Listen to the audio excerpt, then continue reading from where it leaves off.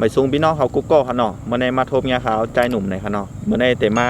อัปเดตข้อมูลข่าวสารในค่ะเนาะเกี่ยวเลยลองบัตร10 ปีนะครับก็มีพี่น้องเขาหลายก็ที่สอบถามค่าเขามาตั้งเพจไตโมเดลชแนลในค่ะเนาะเลยสอบถามเขามาว่าอ๋อค่ะปีย้อนจอยรัดเนี่ยเกี่ยวเลยลองบัตร10 ปีอินคาโลตอนที่มันเต็มหมดแล้วก็การกัดต่ออายุในมือถือพองต่อก่อนไรจึงหือแล้วก็พอบัตรหมดอายุในจ่องมันจะเป็นยังนะครับเนาะเพิ่นก็สอบถามเขามานะครับเกี่ยวเลยลองบัตร10 ปีโอ้089นะครับเนาะก็บัตร10 ปีในก็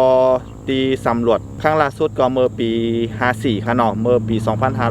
2554ก็ผ่านมาแต่10 ปีปีในก็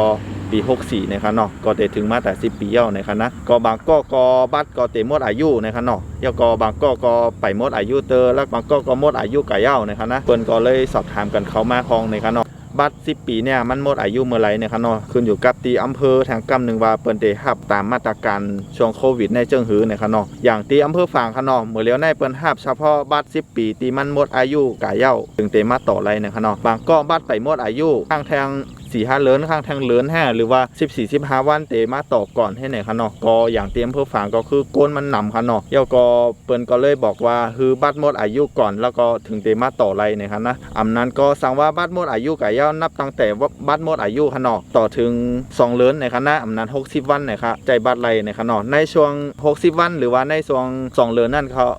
ขามาติดต่อเพื่อที่ต่อบัตรไรนะครับเนาะการที่มาต่อบัตรก็เอกสารก็ไม่ได้ใจอย่างนำค่ะแค่บัตร10 ปีที่มันหมดอายุนั่นค่ะเนาะแล้วก็มาเอาคิวแล้วก็ถ่ายบัตรนะครับเนาะการใช้จ่ายเนี่ยมีค่ะเนาะในช่วงสถานการณ์โควิดเมื่อไหร่ค่ะนะเปิ้นมีการทำเนียมในการต่อบัตรนะครับเนาะเอาค่ะที่ต่อบัตร10 ปีแต่ละอำเภอก็เหมือนกันนะครับเนาะตามระเบียบมันบอกไว้ว่าการถ่ายบัตรเนี่ยมันสามารถติดถ่ายล่วงหน้าเลย60 วันอำนั้นหลังบัตรหมดอายุไร60 วันเนี่ยค่ะเนาะแต่มันขึ้นอยู่กับแต่ละอำเภอว่าเปิ้นเตเฮ็ดจังหือเปิ้นวางจังหือหนังหือโกนเต็มมาจุ่มกันน้ำแล้วก็หนังหือโกนเต็มมาเตอร์กันเนี่ยค่ะเนาะเพราะว่าช่วงในเปิ้นก็ล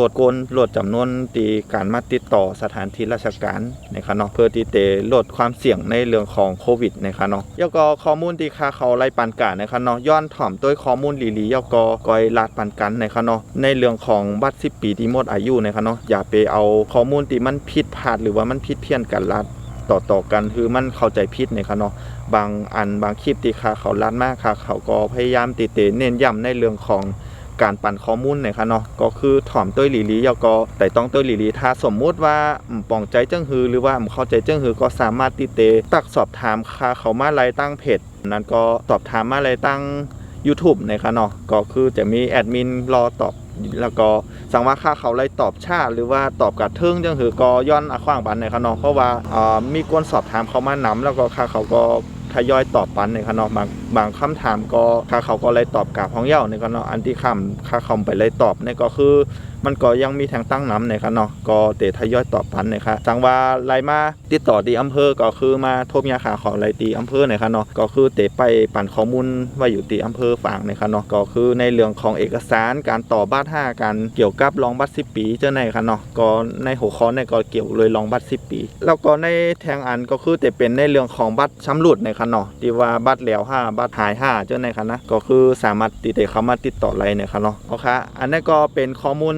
ตอนตาบัตร10 ปีที่หมดอายุนะคะเนาะแล้วก็ที่มีคำถามเขามาว่าใครต่ออายุจังหือพ่องมันเป็นหือพ่องนะคะเนาะก็อันนี้ก็ค่าเขาไล่มาแล้วนี่พี่น้องเขาคือโปรไล่ฮู้แล้วก็ไล่เข้าใจกันนะคะเนาะตอนตาคลิปในก็เตฝากไว้ข้อมูลหมอกันนายก่อนนะคะเนาะสมมติมีคำถามก็ถามค่าเขามาไล่ในเพจนะคะเนาะฝากไว้หมอกันนายค่ะไม่สูง